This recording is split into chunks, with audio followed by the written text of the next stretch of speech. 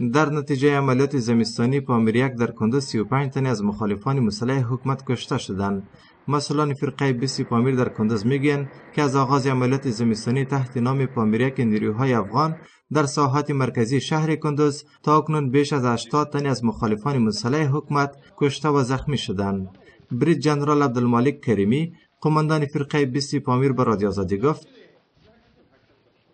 مفکوره عملیات که ساختار دو بیز بوده، بیز در حضرت سلطان به خاطر تقویت کمربند امنیتی شهر کندوز که در حالت ختم شدن است و بیز بوز الچین انقریب کارش آغاز میشه.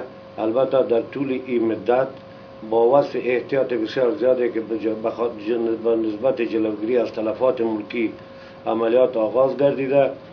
دشمن با تعداد 35 نفر کشته داده، 57 نفر کشته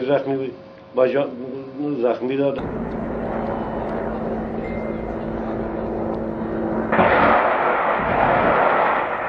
با این همه بریج جنرال ادم خان متین قماندان لیوای اول پیاده فرقه 20 پامیر که رهبری این عملیات را بر عهده دارد به رادیو آزادی گفت که عملیات زمستانی پامیر یک به خاطر جلوگیری از تلفات افراد ملکی طبق پلان نظامی مرحله به مرحله به پیش می رود.